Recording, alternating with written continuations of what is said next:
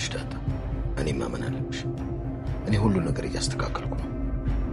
አሁን ደግሞ ማርታ አንቺ ልጄ እንደሆንሽ ማወቅ መቻል አለበት። አይ አባዬ፣ ለማየማ መናገር የለብህም። ለማየ እኮ በጣም ነው የምታምን እንዴ። ልትሞትብላ ትችላለች። ኤቢ እንኳን ያንን ሁሉ ነገር ስትጠረጥር ማየ አንድም ቀን ጠርጥራ አታውቅም። ለያውም ስንት የሚያስጠረጥር ነገር እያለ። ቆይ ምንድነው ብዙ የሚያስጠረጥረው ነገር? የኔ እዚህ መሆን፣ የሰላም እርግዝና። የሰላም እርግዝና ምን ነው የሚያስጠረጥረው? እንዴ አባዬ፣ እማዬ ሌላ ሴት ብትሆን ይኸውልህ በጣም ነው የምጠረጥረው። እንዴ የሰላም እርግዝና ሰላምዬ ባል የላት ከቤት ወጥታ አታውቅም። ስታረግዝ እማዬ በጣም መጠርጠር ነበረበት፣ ግን ያው በጣም ስለምትወድና ስለምታምን ያልጠረጠረች። ስለዚህ አባዬ ልጅ አለኝ ብትላት እማዬ በጣም ልትሰበርና ልትጎዳበት ትችላለች። ስለሚያምኑ ሰዎች ደግሞ አንዴ ከተገዱ እስከ መጨረሻው ነው ሰበርበር ነው የሚቀሩት ይላል። እንዴ ታዲያ ሰላም የልጇን አባት ትንገረና? እኮ በጣም ቀላል ነው ዳጣ። ይኸውልሽ እኔ እንደው ከማርታ ውጪ ከሌላ ሴት ጋር የተኛሁት ከአንቺነት ጋር ብቻ፣ እሱንም አንድ በተረገመች ቀን። ይኸውልሽ ሰላም ደግሞ የልጇን አባት በትክክል ትነግረናለች። እሺ በቃ አባዬ፣ ይሄም አለ ማለት ነው። እንቀሳቀሳለን። ሰላም ይጆይ ባርኩ።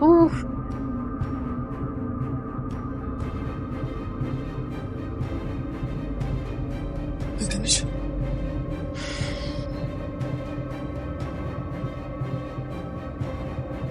ይኩ አላየም እንደግራቸው ቄጠማ አድርገዋቸው ዘንድሮ ማርሲ ዋንጫውን ካላነሳ ነው ያለው። እውነት የትላንት ደግሞ ልዩ ነበሩ። እስኪ እናያለን። በቃ አብረን ነው የምናየው። እሺ አይ ችግር የለውም ማርታ ትፈቅድልኛለች። እሺ ደህና ነን።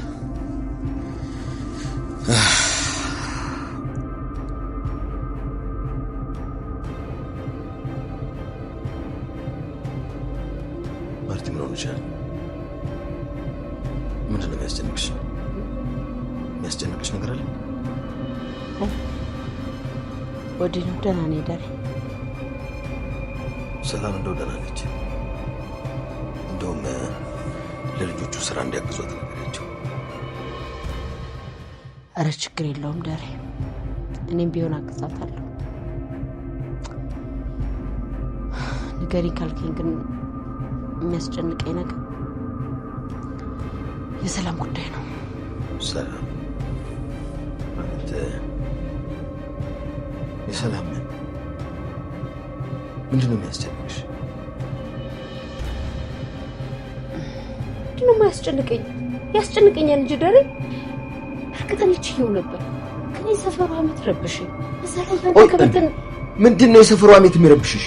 ምንድን ነው የሚያወሩት? ኧረ ተወኝ። ምን የማያወሩት ነገር አለ ዳሬ? ማርታ ለምን አትነግሪኝም? ምንድን ነው የሚያወሩት አልኩሽ።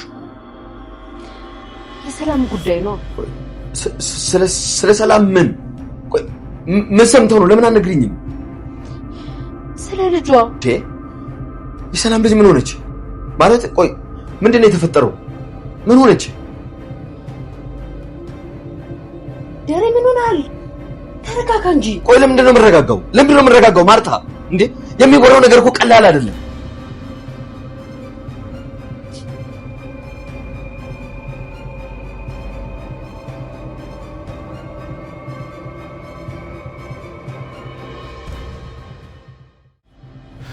ዳጣ ክፍል 61 ላይ እየተጫነ ነው። ይህንን በኦፍላይንና ያለ ዋይፋይ ማየት የምትፈልጉ ሰዎች ካላችሁ የመጀመሪያው ኮሜንት ላይ የቴሌግራም ግሩፕ አለ። እዛ ላይ በመቀላቀል እናንተም አንድ ያወርዳችሁት ስትፈልጉ ቆይታችሁ ማየት ትችላላችሁ።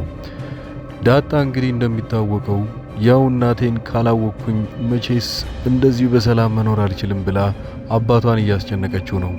አባትየው ደግሞ ትልቅ ጉድ ውስጥ ገብቷል። አሁን ላይ የገዛ ሚስቱ እንኳን እየጠረጠረችው መታለች። የመጀመሪያ ጥያቄዋ የነበረው ገና መኝታቸው ላይ ሳሉ እሷ እንዴት ሰላም አሁን ድረስ አባቷ ትክክለኛ ማን እንደሆነ ያረገዘችው ልጅ ሳትነግረን እስካሁን ቆየች? ያ ነበር የሷ ጥያቄ። ነገር ግን አባትየው በመቻኮል የሰላም ልጅ ብላ ብቻ ስለጀመረች የሰላም ልጅ ምን ሆነች ብሎ እንቧ ከረዩ እያለ እንደዛ ሲጨነቅና በጣም ሲጠበብ ስታየው ያው የጠረጠረችው ነገር ምናልባት እውነት ሊሆን ይችላል ብላ በጥርጣሬ አይን እያየችው ነበረ። በዚህን ሰዓት ላይ የዳጣ አባት እንግዲህ ነገሩ በጣም ከሮበታል። አሁን እያለ ያለው ነገር ቢኖር አንቺ ለጊዜውም ቢሆን እባክሽን ነገሮችን ደብቂልኝ፣ እስካሁን ድረስ ነገሮችን እስካሁን አቆይቻለሁ ብሎ ሰላምን እያስጨነቃት ነው። ሰላም ደግሞ ዳጣ ልጄ መሆኗን ካወቅኩኝ ሰዓት አንስቶ ምንም መረጋጋት አልቻልኩም። እሷን የተለየ እንክብካቤም ቢሆን ያደረኩላት ነገሩ ልጄ እንደሆነች ቅርብ ጊዜ አይደለም ያወቅኩት። እስካሁን ድረስ አልንከባከባት አድጋለች። አሁን ደግሞ ተራው የኔ ነው ብላ ነው የምታስበው። ሰላም በዚህ ሁሉ ልክ ያው እዛ ቤት ውስጥ ምን የሚፈጠር ምን ብቻ ለሷ የሚጠቅማት ነገር ነው የሚፈጠረው። ያው እውነታው ጋድ ከወጣ ወይንም ደግሞ ሁሉም ሰው ከሰማ በኋላ ሰላም ለብቻዋ ዳጣም መንከባከብ እዛ ቤት ውስጥ ኤቢን ነጥላ እንኳን በጥፊ ስትመታትም ጭምር ያ ነገሮች እንዳለ አባትየውን በጣም አስቆጥቶታል። ይሄንንማ ማድረግ የለብሽም፣ ከሷ ነጥለሽ ምንም ነገር አታድርጊ ለጊዜውም ቢሆን እና ሰዓቱ ሲደርስ ሁሉንም ነገር እኔ ያጋልጠዋለሁኝ። ያ ደግሞ ቅርብ ጊዜ ነው የሚሆነው። ሌላው ነገር እንግዲህ ሰላም አሁን ያረገዘችው ልጅ ትክክለኛ አባቱ ማን እንደሆነ ማወቅ ትፈልጋለች። እዛ ቤት ውስጥ የጋሼ ሚስት ማለት ነው። የጋሼ ሚስት እስካሁን ድረስ ፍትሃዊ ነች። ለሁሉም ሰዎች ሳታዳላ፣ ለዳጣም ቢሆን ክፉ ሰው አልነበረችም። እዚህ ሰዓት ላይ ግን አሁን ሳታስበው ነገሮች ሊቀየሩባት ይችላሉ። ያለፈው ክፍል ላይ እንዳየነው ሰላምና ዳጣ አንድ ላይ ፎቶ ሲነሱ አንድ ነገር የተነሳው ነገር ቢኖር ምናልባት ልጄ እኮ ነሽ ብላ ካነሳቻት በኋላ ዳጣ በጣም ውስጧ ተረብሾ ነበረ። እንዴት ለምንድን ነው እንደዛ ያለችኝ? ምናልባት ይህንን ነገር እኮ በቅርብ ጊዜ ውስጥ ማወቅ ይኖርብኛል ብላ ጋሼን ስታስጨንቀው የነበረው ለዛ ነበረ። እናትየው ሰላም ግን ያኔ ልጄን ካጠገብ ያገኘኋት ብላ ፎቶ የተነሳችውን እንኳን ማታ ላይ ለብቻዋ ቁጭ ብላ ያንን ፎቶ እየደጋገመች እያየች ነበረ። አሁን እዛ ቤት ውስጥ የሚነሳው ነገር ሁሉ ከባድ ነው የሚሆነው። ኤቢም ቢሆን ሳታስበው እንዳለ ተንኮሎቿ ሊሳኩላት ይችላሉ። ያ ቤት ተረብሾ ዳጣም ቢሆን ሰላም እዛ ቤት ውስጥ እንዲኖሩ አትፈልግም። እናትየዋ ግን የኤቢን ሁኔታ ተንኮሎች በደንብ ስለምታውቅ አሁን የምታወራውን ወሬ አልሰማቻትም ነበረ። የመጀመሪያው ወሬ የነበረው እንዴት ያንን ሁሉ ጊዜ ሳትጠረጥሪ የሰላም ያረገዘችው ልጅ እኮ አባቷን መናገር ያልፈለገችው ለምን ይሆን? ለምን አልጠየቅሻትም በደንብ? ምናልባት አባቷ ይህንን መደበቅ የፈለገችው እኮ በጣም ትልቅ ጉድ ሊሆን ይችላል። እማዬ እባክሽ ይህንን ነገር መጠርጠር አለብሽ ትላታለች። እናትየው ያለችው ነገር በጣም ቢያናዳትም ግን ከዛ ቦታ እንድትሄድ ካደረገቻት በኋላ ራሷ በጣም ይሰማታል። እውነት ያልጠየኳት ለምንድን ነው?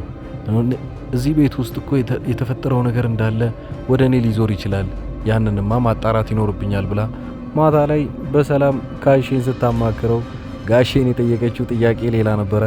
እሱ ግን ተናዶ ሲያወራ የነበረው ሌላ ነው። እሷ የጠየቀችው ምናልባት የሰላም ልጅ ብላ ስትጀምር ያው ማለት የፈለገችው እሷ ያረገዘችው ልጅ ማለት ነው። እሱ ግን ዳጣን መስሏት ዳጣ ምን ሆነች ብሎ ነገሩን እንቧ ከረዩ ብሎ ሲናደድና በአንዴ ሰውነቱ ሲቀያየሩላ አይታ ምንድነው ይሄ ነገር እኔ የማላቀው ነገር ሊኖር ይችላል ብላ እንድትጠረጥር አድርጓታል። ቀጣዩ ክፍል ላይ ምን ይፈጠር ይሆን? እውነታውን ስታቅ ምን ያህል ልትጎዳ እንደምትችልም አስቡት። እዛ ቤት ውስጥ ምስኪን ሆና ልጆቹን ሁሉ በእኩል ስታያቸው የነበረችው እናትየው አሁን ግን ይሄን ነገር የምትሰማበት ከሆነ ጋሼ ላይ በጣም ባህሪዋ ሊቀየር ይችላል። እሷም ደግሞ በማይፈለገው መልኩ ሌሎቹን ልጆች ነጥላ ልትወስዳቸው ትችላለች። ቀጣዩን ክፍል አብረን የምናየው ይሆናል።